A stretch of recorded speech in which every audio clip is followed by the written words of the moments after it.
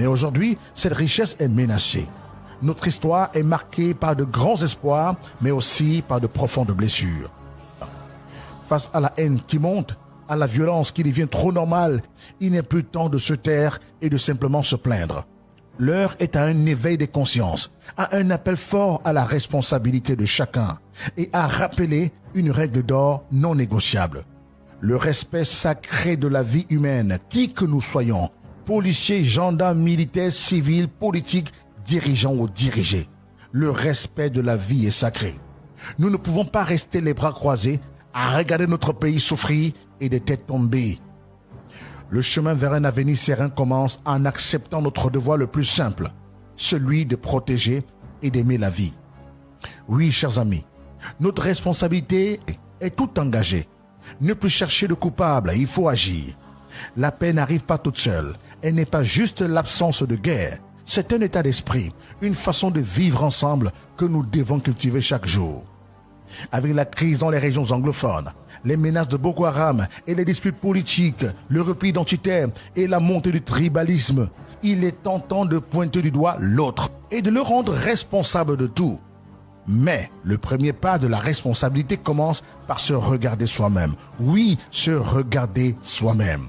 Est-ce que nous sommes exempts de tout ce qui se passe là dehors? Est-ce que nous n'avons pas attisé ce feu en apportant un peu de charbon, un peu de soufre, un peu d'allumettes? Est-ce que nous n'y avons pas contribué? Chacun de nous est un maillon de la chaîne Cameroun. La Côte d'Ivoire nous a parlé, le Rwanda nous a parlé, nous faisons la sourde oreille. Notre responsabilité individuelle commence avec ce que nous disons et nous écrivons sur les réseaux sociaux, souvent sur les chaînes de télévision. Là-bas, la violence, les insultes. Nous avons le devoir moral de refuser la haine, les injures et les appels à la violence.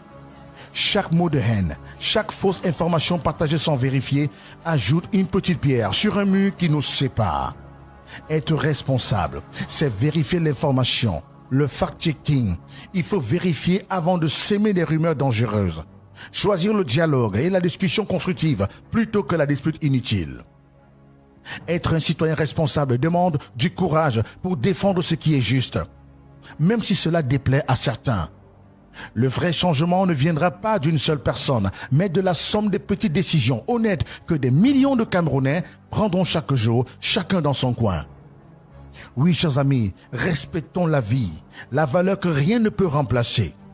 Le point central de notre appel, c'est la valeur sacrée de la vie. Les problèmes actuels nous ont coûté trop cher en vies humaines et vont nous coûter cher si rien n'est fait.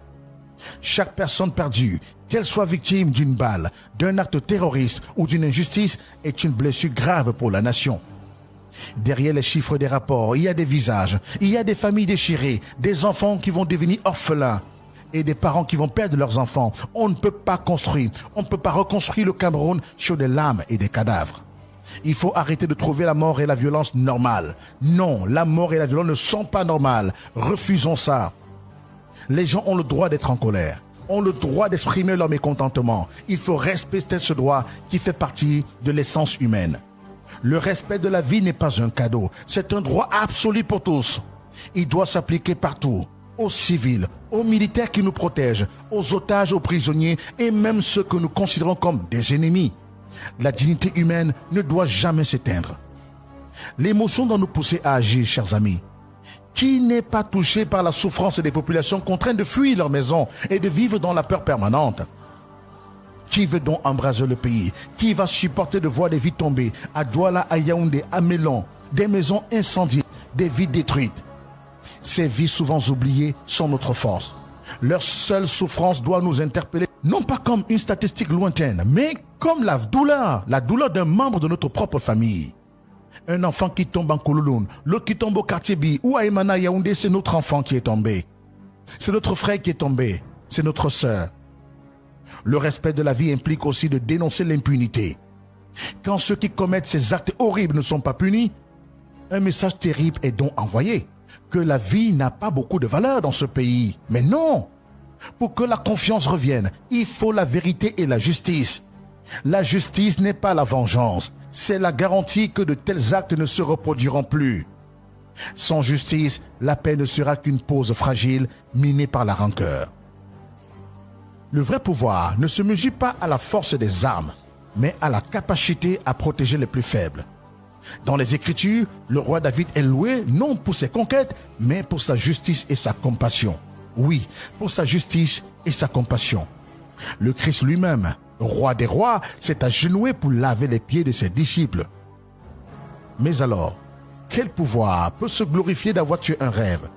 Quel régime peut se vanter d'avoir étouffé une voix? Depuis 2016, les populations du Nord-Ouest et du Sud-Ouest vivent dans la menace constante. Militaires, milices, séparatistes. Chacun impose sa loi. Les écoles ont fermé, les marchés ont brûlé, les routes sont devenues des pièges. Et dans cette guerre sans nom, ce sont des innocents qui payent le prix fort. Le Cameroun mérite un leadership qui protège ses enfants, qui écoute ses douleurs et soigne ses blessures. Un pouvoir qui écrase est un pouvoir qui s'effondre, mais un pouvoir qui protège devient une bénédiction pour les générations futures. Dans un monde blessé, la compassion est une révolution. Elle est ce geste simple qui sauve une vie, ce regard qui restaure une dignité, cette parole qui redonne l'espoir. Dans les régions anglophones, les familles entières vivent dans la brousse, sans abri, sans soins, sans voix. Des enfants naissent dans la peur, grandissent dans le silence, meurent dans l'oubli. Et pourtant, au milieu de cette détresse, des femmes soignent, des pasteurs prient, des jeunes enseignent, des voisins partagent leur dernier morceau de manioc. La compassion, c'est refuser de s'habituer à l'horreur. La compassion, c'est refuser de s'habituer à l'horreur. C'est pleurer avec ceux qui pleurent, même quand ce ne sont pas nos enfants. La responsabilité politique, c'est celle de bien diriger, de manière juste et équitable. Les problèmes actuels trouvent souvent leur origine dans un sentiment d'injustice, de mise à l'écart et d'une corruption qui ne cesse de miner notre société.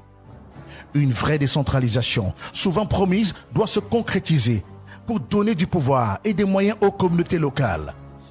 Les dirigeants doivent avoir le courage d'organiser un dialogue sincère et ouvert à tous, où toutes les voix sont entendues sans peur ni mépris. Pour en finir avec les crises, il faut s'attaquer à ce qui les cause et non seulement à ce que l'on voit en surface. La responsabilité des institutions, c'est de servir le peuple. Les forces de sécurité, par exemple, doivent agir en respectant la loi et les droits de l'homme. Leur mission est de protéger la population et non de l'intimider. Toute erreur, tout acte de violence illégitime doit être immédiatement sanctionné pour reconstruire la confiance entre l'État et le citoyen. Quant aux leaders religieux et traditionnels, ils jouent un rôle essentiel de médiation. Ils sont les gardiens des valeurs morales et de l'entente sociale. Leur responsabilité est d'appeler au calme, de prêcher l'unité, le pardon et la tolérance.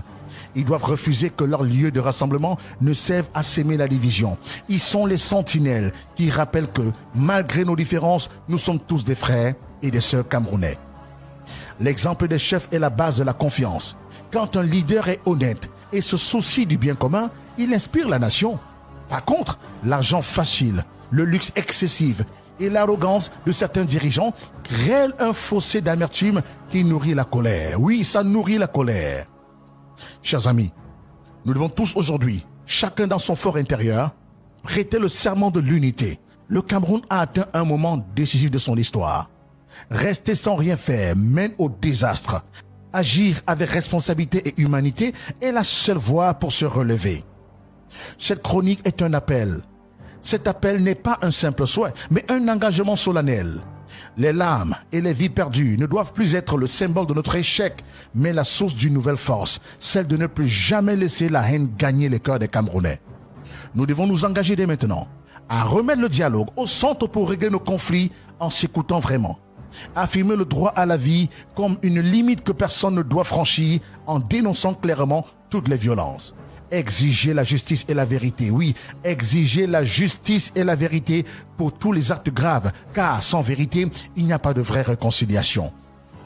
L'histoire se souviendra de nous, non pas pour la force de nos divisions, mais pour notre capacité à les dépasser. Ce qui se passe sous nos yeux, ces gens qui tombent, ces villes qu'on brûle, ces vies qu'on détruit, cela nous interpelle. Ce n'est plus seulement une crise politique, c'est une crise morale. Une crise spirituelle, une crise de conscience. Nous ne pouvons plus nous taire et nous ne pouvons non plus détourner les yeux. La vie est sacrée, oui, la vie est sacrée.